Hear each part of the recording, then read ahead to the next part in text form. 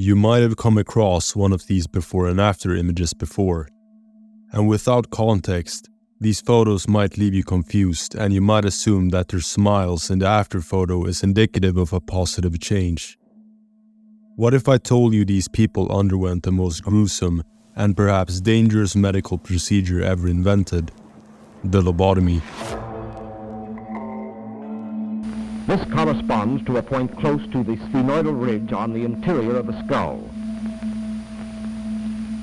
Note again the sphenoidal ridge behind which the operator must not penetrate for fear of lacerating arteries.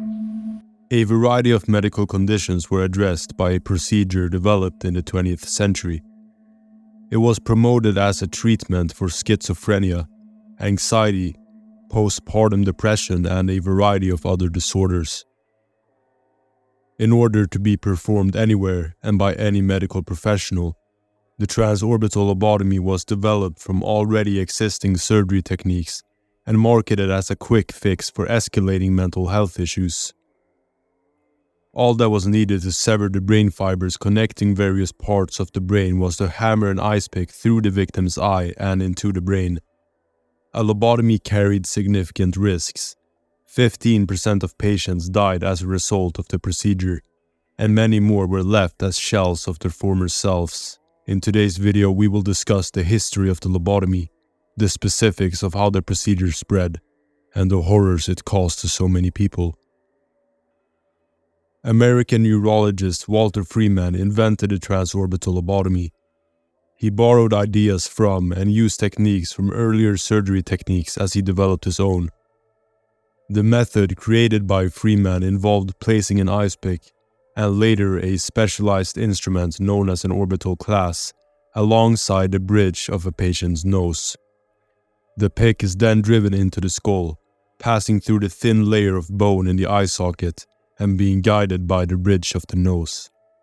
After being hammered 5 centimeters deep, it would be turned 40 degrees. The pick would then be hammered a further 2 centimeters before a second pivot at a 28-degree angle. The pick would be taken out and the process would be carried out once more, but through the opposite eye. The transorbital lobotomy has its roots in earlier therapies that date back to the 1880s. Numerous operations were performed by Gottlieb Burckhardt, where parts of the frontal, temporal, and parietal lobes were removed with the intention of treating mania, dementia, and psychosis. Many of the patients who were housed in asylums and psychiatric hospitals were thought to be curable, and the field of psychosurgery was seen as the answer. It was quickly expanded by neurologist Antonia Eger Moniz of Portugal. Moniz believed that the root of mental illness was caused by abnormal neural connections in the frontal lobe. Moniz specifically pointed out that First World War veterans who had suffered brain injuries in this area frequently showed a subdued or altered character. He created the leucotomy procedure, which served as the forerunner to the transorbital lobotomy, in collaboration with neurosurgeon Almeida Lima. Anesthesia would be administered before Moniz performed the surgery. The prefrontal cortex would then be injected with alcohol to dissolve its fibrous connections, followed by holes being drilled into the victim's skull. However, it was discovered that alcohol had injured other areas of the brain, and it was quickly replaced by a substance known as leucturn. A leucturn was a tool that resembled a needle and had a retractable wire loop. It would be inserted into the patient's brain and rotated to cut the brain fibers. Of the 38 initial test subjects, 10 were said to have been cured, 9 were said to have improved, and the other 28 showed no improvement at all. According to Moniz, his novel procedure was a resounding success. He claimed that even in the most extreme situations, it would provide some measure of relief, and he insisted that it was an easy and secure procedure. The leucotomy did become popular in Europe in the late 1930s, but the procedure was not very widespread. However, an American physician by the name of Walter Freeman was interested in the procedure. Freeman had the opportunity to meet Moniz at a conference and was struck by the process right away. Freeman was a doctor who came from a wealthy family. His grandfather and father were both accomplished physicians. His grandfather in particular, William Keene, being the first American brain surgeon. Moniz became sort of a mentor for Freeman, who eagerly alerted the leucotomy into the lobotomy. Freeman's procedure severed the links between the frontal lobes and the thalamus rather than severing some of the connections from the frontal lobes. Since Freeman lacked surgical training, he hired neurosurgeon James Watts to perform the Watts-Freeman procedure. The team had performed more than 200 lobotomies by 1942, and according to published data, 2/3 of their patients had made some progress. Rosemary Kennedy, the sister of future President John F. Kennedy, was one of their patients who did not get better and actually got worse. Behaviors that Rosemary's father considered embarrassing and could obstruct Kennedy's political aspirations for his children were lobotomized.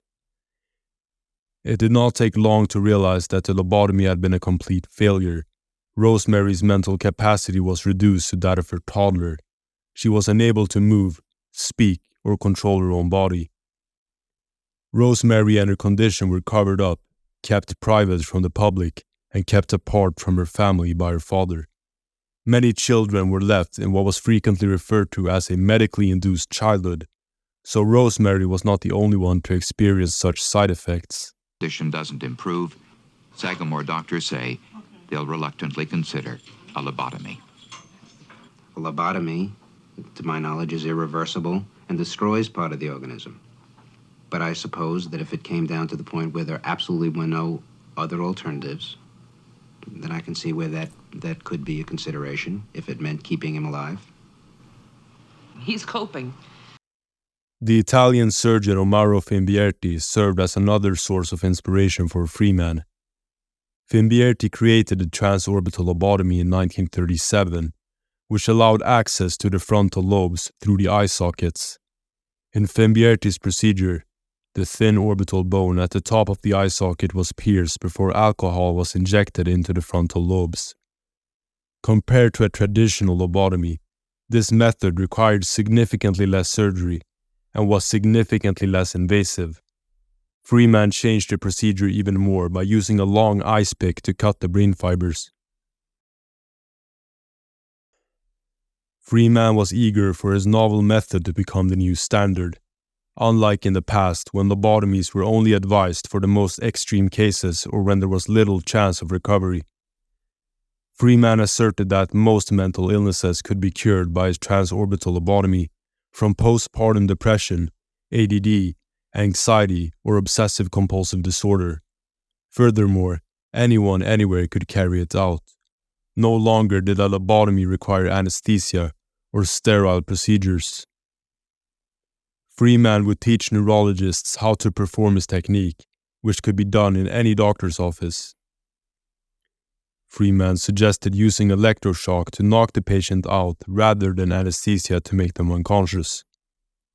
To advertise and promote his transorbital lobotomy, Freeman was always the showman. He would put on public performances where people could watch him perform the procedure, frequently in a dramatic manner. He would frequently perform 2 lobotomies at once, for instance. In one notorious incident, Freeman posed for a picture while performing a lobotomy. He moved the ice pick that was positioned in the patient's skull as he turned to face the camera, resulting in a fatal brain hemorrhage. James Watts and Freeman would part ways as a result of Freeman's methods. The lack of surgical experience necessary for the transorbital lobotomy raised concerns. Freeman would branch out on his own, traveling to the various mental institutions across the United States. He would spread his ideas about the fame and success of transorbital lobotomies, while many opposed the practice's widespread use. Many others adopted Freeman's method and implemented it extensively. Freeman would only charge $25 for a lobotomy and is thought to have performed 3,439 operations personally throughout his career, most of them using an ice pick. Contrary to what Freeman advertised, the transorbital lobotomy was not a magic cure. About 15% of patients who underwent the procedure passed away, Many more experienced relapses shortly after the procedure, with the conditions they were thought to be cured of frequently returning worse than ever. Many more were left as shells of their former selves. It was common for a lobotomy patient to display altered speech patterns, motor skills, or personality traits, and the risk of infection was high because Freeman frequently neglected good hygiene while performing his procedures. Additionally, Freeman was more than willing to lobotomize kids. The youngest was only 4 years old. Around 40,000 lobotomies were carried out nationwide, just in the US, while Freeman fought to promote his technique. The transorbital lobotomy was widely despised by medical professionals.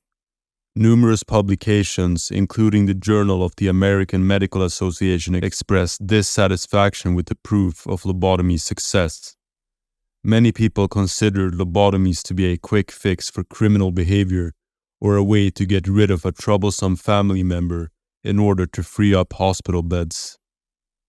By the 1950s, the transorbital lobotomies were no longer necessary due to the advancement and accessibility of chemical medications. The procedure was outlawed by the Soviet Union in 1953 on the grounds that it was against humane principles. Other nations soon followed suit, focusing on the more potent new antipsychotic and antidepressant medications. Additionally, many patients believed that cognitive behavioral therapy was a more secure and long-lasting treatment for their condition. However, Freeman persisted in promoting his method well into the 1960s.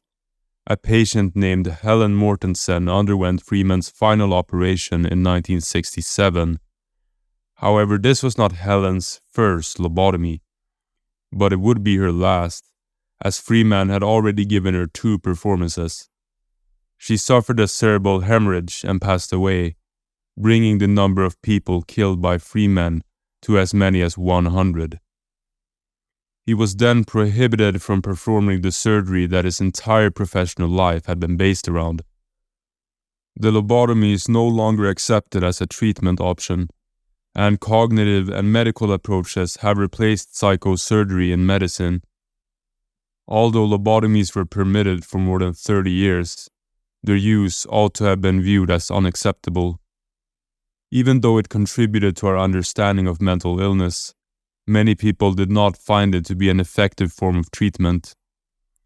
Early lobotomy practitioners focused on the procedure's specific applications, but people like Freeman wanted to use it as widely as possible. It is difficult to tell if they were motivated by a desire to assist or something sinister. However, it should be noted that Freeman favored his barbaric methods over advancements in cognitive and medical treatments. Thank you for watching this episode of Horror Vault.